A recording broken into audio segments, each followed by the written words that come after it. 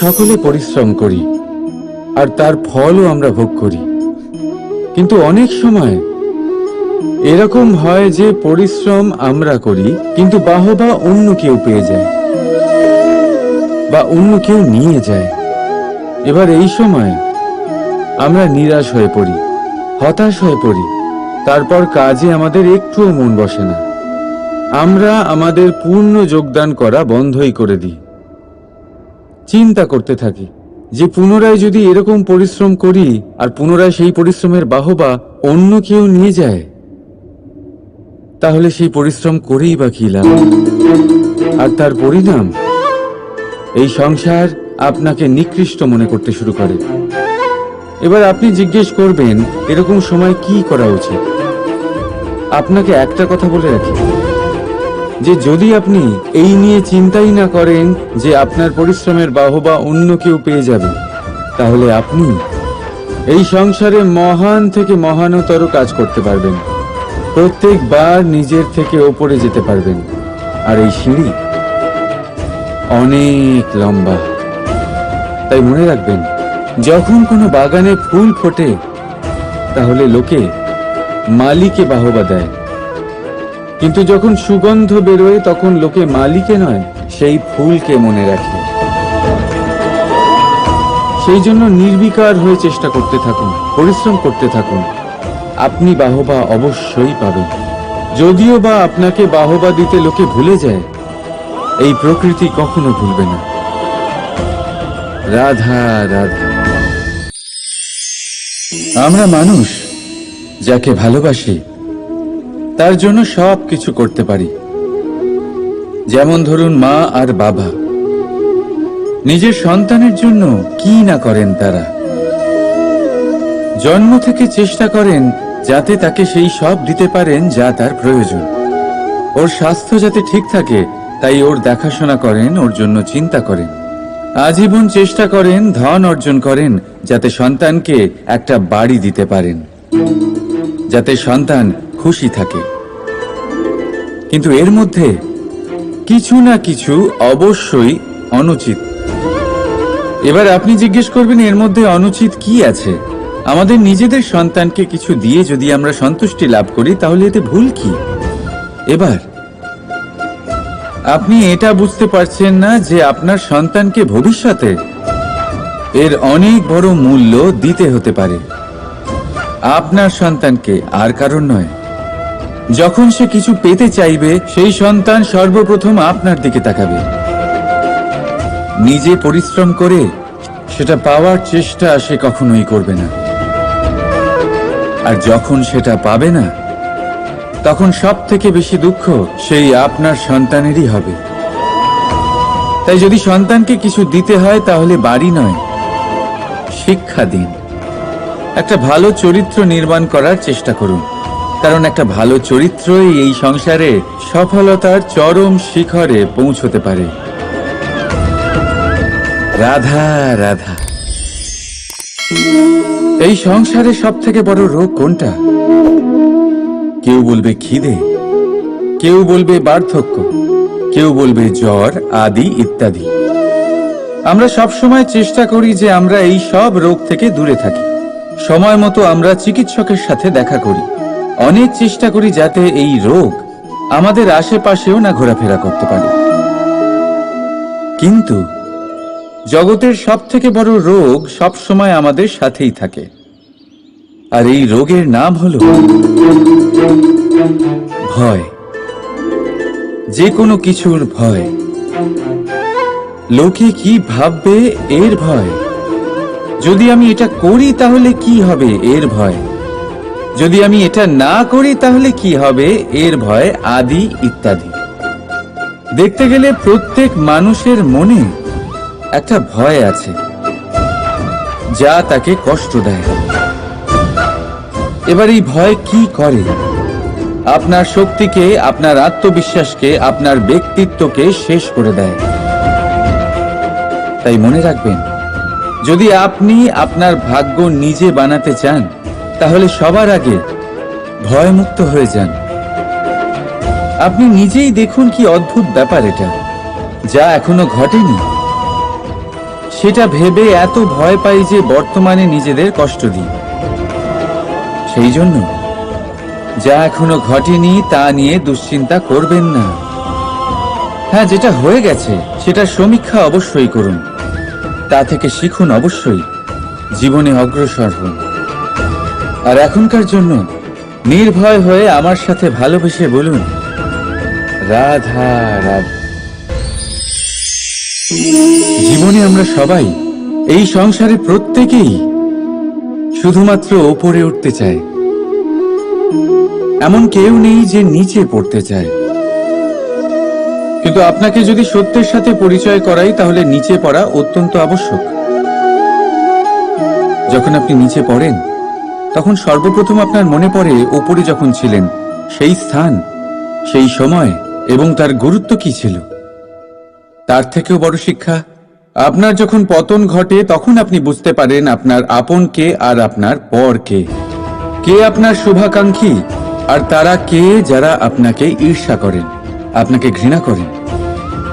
দেখুন, যখন আপনার পতন ঘটে সেই সময় যিনি হাত বাড়াবেন আপনাকে সাহায্য করার জন্য, উনিই আপনার আপনজন। আর যখন আপনার পতন ঘটে তখন শান্ত হয়ে দেখবেন যে আপনাকে দেখে হাসছে সেই আপনার পর। আর এই আপনজন আর পরের জ্ঞান তখনই হবে যখন আপনার পতন ঘটবে, তখন নয় যখন আপনি উন্নতি করছেন। সেই কারণে পতনকে কখনো ভয় পাবেন না। এটা আপনাকে জীবনের খুব বড় এক শিক্ষা দিয়ে যায়। রাধা রাধা। এই সংসারকে আপনি কেমন করে জানবেন, কেমন করে বুঝবেন? এবার আপনার উত্তর বড়ই সহজ হবে, সংসারকে নিজে চোখে দেখে। এটা অবশ্যই উচিত। এবারে দেখুন না, আমরা নিজে চোখে এই সংসারকে দেখি, একে চিনি, তারপরে আমরা বুঝতে পারি। কিন্তু আমরা এটা খেয়াল করতে পারি না যে সমস্ত সংসারকে দেখছে যে চোখ, তা কতটা ছোট হয়, তাই না? একা একজোড়া চোখ আমাদের সমস্ত সংসারকে দেখায়। তাহলে ভেবে দেখুন আপনার কাছে আর কি কি আছে। দুটি চোখ আছে, দুটি কান আছে, বলার ক্ষমতা আছে যা দিয়ে আপনি শব্দ নির্মাণ করতে পারেন, শব্দ যা দিয়ে আপনি ব্রহ্ম বানাতে পারেন। দুই হাত আছে, যদি সে চায় তাহলে পাতাল খুঁড়ে সে জল নিয়ে আসতে পারে। দুটি পা আছে, যদি সে চায় তাহলে সংসারে যত বড়ই পর্বত হোক না কেন তাকে পার করতে পারে। একটা হৃদয় আছে যে প্রেমের বন্ধনে সবাইকে বেঁধে রাখে। একটা মন আছে যে প্রকাশের থেকেও বেশি তীব্র গতিতে চলে। এক মস্তিষ্ক আছে যে যত বড়ই সমস্যা হোক না কেন সমাধান বের করে ফেলে। এবারে ভেবে দেখুন আপনার কাছে কি কি নেই। বোঝার চেষ্টা করুন আপনি কতটা ধনবান। এই সংসারে সেই ব্যক্তি সুখী নন যার কাছে ধন আছে, সুখী সেই যে ধনের সদ্ব্যবহার করে। ঠিক তেমনি আপনার ধন হলো আপনার এই শরীরের ক্ষমতা। এই শরীরের ক্ষমতাগুলিকে ব্যবহার করে ধনাত্মক দৃষ্টিভঙ্গিতে সবকিছু দেখুন। এই সংসারকে বুঝুন, নিজেকে বুঝুন। এই সুখ চাইলেও আপনার থেকে দূরে থাকতে পারবে না। রাধা রাধা। এই পেরেককে দেখতে পাচ্ছেন আপনি? এর আকার কতটা সুন্দর। আর এই আকারের কারণেই খুব সহজেই একে দেওয়ালে রোপণ করা যায়।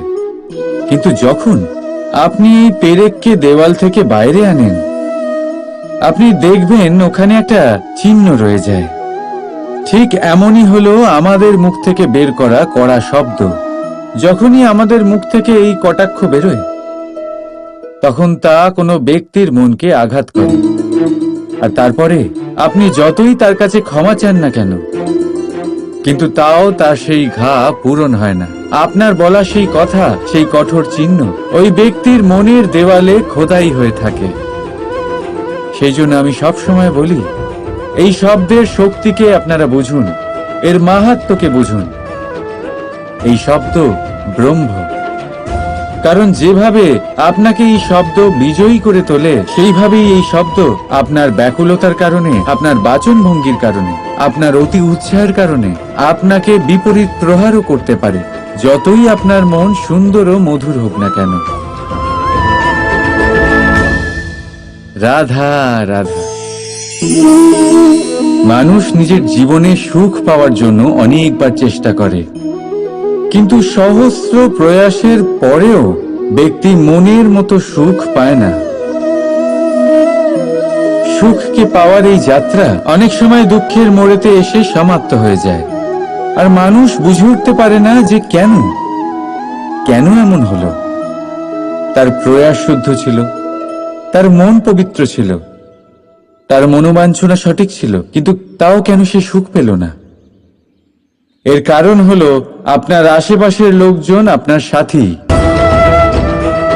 আপনি সুখ অথবা দুঃখের লক্ষ্য এনাদের থেকেই পান। তাই মনে রাখবেন, অনেক সময় আমরা দুঃখ এই কারণে পাই কারণ আমরা দুর্জনের ওপরে ভরসা করি, আর অনেক সময় দুঃখী আমরা এই কারণে হই কারণ আমরা সজ্জনের ওপরে সন্দেহ করি। যেদিন আপনারা এটা বুঝতে পারবেন যে কাদের ওপরে সন্দেহ করবেন আর কার থেকে আশা রাখবেন, সেই দিন আপনার জীবন থেকে দুঃখ চিরকালের জন্য চলে যাবে। তাহলে আসুন আর আমার সাথে ভালোবেসে বলুন, রাধা রাধা। স্বপ্ন, প্রত্যেক মানুষ স্বপ্ন দেখে, আর প্রত্যেক মানুষ এই আশাও করে যে তার স্বপ্ন পূরণ হোক, কিন্তু তার স্বপ্ন কখনো পূরণ হয় না। যারা প্রথমেই এই কথা ভেবে নেন যে তাদের স্বপ্ন পূরণ হয়ে গেছে, তাদের স্বপ্ন যথার্থ হয় যারা প্রয়াস করতে থাকে, নিরন্তর প্রয়াস। সেই জন্য জীবনে চেষ্টা চালিয়ে যান, পরিশ্রম করতে থাকুন, আর পূর্ণ বিশ্বাসের সাথে নিজের স্বপ্ন পূরণ করার দিকে অগ্রসর হয়ে পড়ুন। নয়তো এরকম না হয়ে যায় যে অন্য কেউ আপনাকে দিয়ে তার স্বপ্ন পূরণ করিয়ে নেয়। রাধা রাধা। ভুল। সংসারে এরকম কেউ নেই যে কোনোদিন কোনো ভুল করেনি। ভুল হয় এই জন্য যাতে আমরা সেই ভুল করি, সেই ভুল থেকে শিখি আর জীবনে অগ্রসর হই। কিন্তু সেই ব্যক্তি তার ভুল থেকে কখনোই শিক্ষা পাবেন না যিনি তার ভুলকে স্বীকার করতে শেখেননি। মানুষ অনেক সময় নিজের ভুলকে স্বীকার করতে পারে না, সেটা করতে ভয় পায়, এটা ভেবে যে যদি সে ভুল স্বীকার করে নেয় তাহলে তাকে সকলের সমক্ষে লজ্জিত হতে হবে। সে জানে যে সে কোথাও না কোথাও অবশ্যই ভুল করেছে, কিন্তু তার দম্ভ তাকে এটা স্বীকার করতেই দেয় না।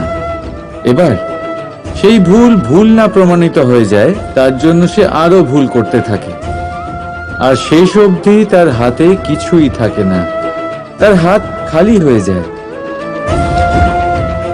সেই জন্য জীবনে যদি আপনি কোনো ভুল করে থাকেন, সেটা স্বীকার করতে কখনোই দেরি করবেন না। এটা যেন না হয় যে আপনার এই দম্ভ আপনাকে সেই পথে এত এগিয়ে নিয়ে যায় যে পুনরায় ফিরে আসাটা অত্যন্ত কঠিন হয়ে যায়। রাধা রাধা। চাপ আর ভার, এই দুটো শব্দ আপনাদের খুব চেনা লাগছে তো? এই সংসারে প্রত্যেক ব্যক্তির জীবনে চাপ আর ভার থাকেই, কিন্তু সবাই সেটা নিয়ে তা করতে পারে না যা করা উচিত। এই চাপ আর ভার অপসারণের বদলে সে সেই চাপেই বন্দী হয়ে থেকে যায়। আসুন, আপনাকে এই প্রকৃতির একটা উদাহরণ দিচ্ছি, সেটা বোঝানোর জন্য, যেটা বোঝা আপনার জন্য খুব গুরুত্বপূর্ণ।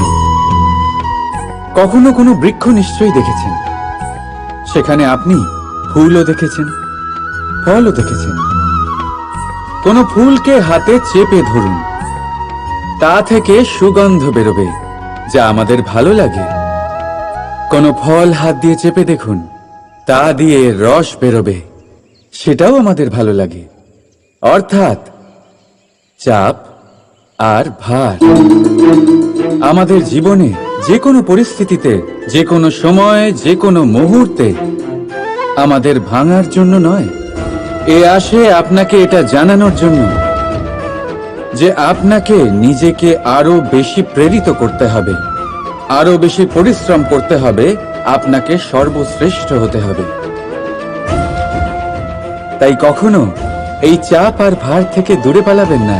ভেবে নেবেন এরা জীবনের একটা অঙ্গ। তাদের ধনাত্মক রূপে দেখতে শিখুন। যদি এটা আপনি শিখে নেন, তাহলে বিশ্বাস করুন, আপনার আসল বিকাশ এখান থেকেই শুরু হবে। রাধা